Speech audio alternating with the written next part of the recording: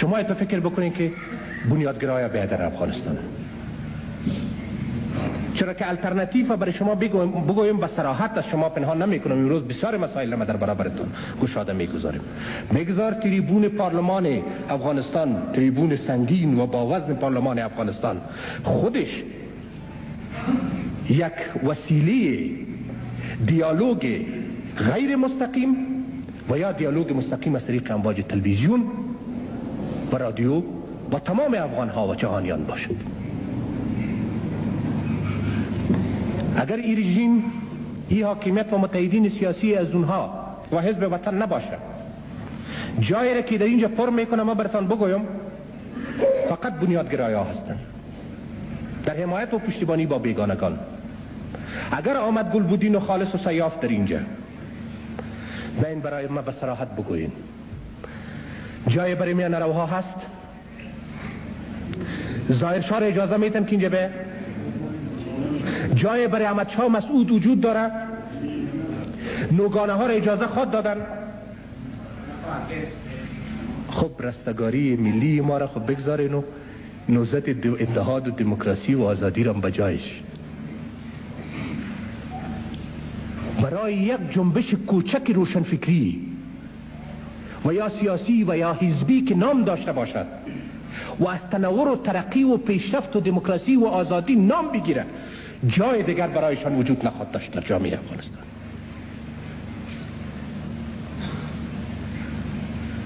چون این نیست حقیقت.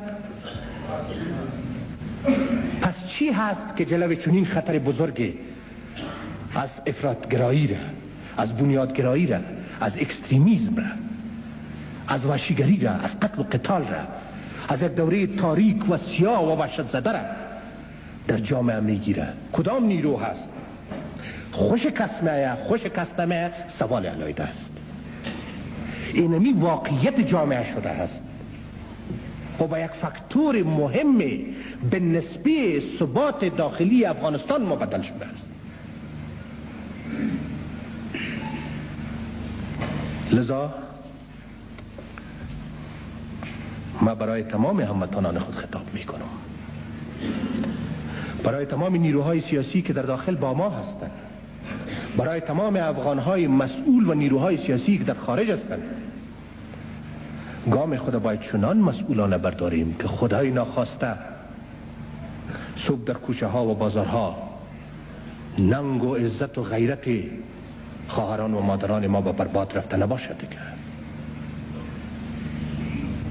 حیات سیاسی رو خب بگذار که دیگه اطفال و خواهران و مادران ما حق حیات و زندگی را در کشور خویش نداشته باشن. چنین گام ناسنجیده نباید برداشته شود. این ساده است که همه کس را بگوییم که رژیم تبدیل شود، جای خود نجیب اعلان بکنه، یا کس دیگه بیاید تیز کردی مثلا. اگر شود باید راههایش پیدا کرد، باید مکانیزمش جستجو کرد، باید تمام گارانتی و ضمانت را گرفت.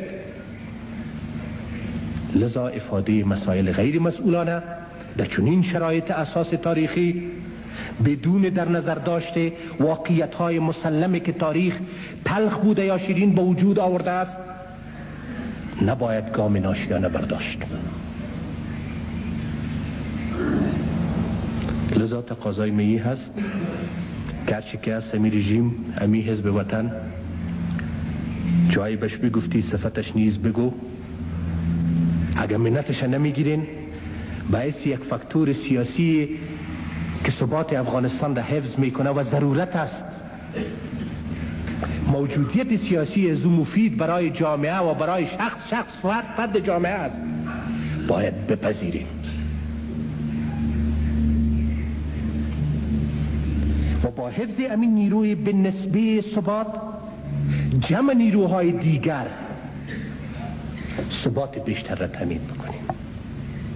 وقتی که همه چیز در مسیر دموکراتیک افتید و صلاحیت واقعا به اراده مردم افغانستان داده شد، در اونجا مردم افغانستان است که انتخاب میکند که با مثابه قدرت و زعامت پیش بکشد.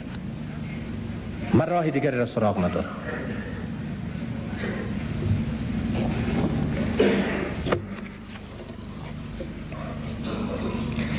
کس حق ندارد با تاریخ و سرنوشت میلیون ها انسان هموطن خود بازی نماید و چنین خلایی را در قدرت ایجاد کند که آتش جنگ خانه به خانه، کوچه به کوچه زبانه بکشد. کی میتواند مسئولیت کشور را در شرایطی که خلای قدرت به وجود بیاید به عهده بگیرد؟ ما اعلان میکنم از این تریبون، هر کسی که کاندید به این مسئله هست که در خلای قدرت مسئولیت را گرفته میتونه، بسم الله آواز خود را شام یا فردا از پوش رادیوهای مختلف جهانی در مصاحبه با ژورنالیستان بیرون بکشه. هر کسی که هست من دعوتش میتم، به نمایندگی از حزب خود را میشانم، به نمایندگی از پارلمان خود را میشانم و میگم که چنین شخص پیدا شده است که این مسئولیت را در شرایط خلای قدرت به عهده بگیرد و میآید و این مسئله را ضمانت میکند. دعوت میتیمش که بیاینده اینجا در افغانستان. میبینین پیوسته دعوت داده میریم به این شکل یا به آن شکل بانجویی ها را مطرح بس میسازند. چرا؟ شرایط دشوار است، شرایط مشکل هست. تحمل چنین شرایط مشکل و دشوار کار ساده و سهل نیست. اگر این معاذر هستم امروز اعلان میکنم، هر کسی که واقعا مسئولیت خلای قدرت را میخواهد که با عهده بگیره و او را پر بسازد، خود را کاندید بسازد. ما دعوتشون میکنیم.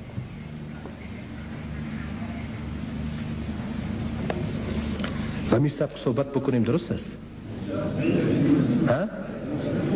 این همی لحظات است که گپا را برای چی در کجا باید دیدی پشت سر کلی خود نگاه کنیم. همه چیز را باید در برابر نمایندگان ملت و مردم افغانستان قرار بدیم، در برابر جهانیان قرار بدیم، بگذار در برابر خود از اینها هم قرار بدیم.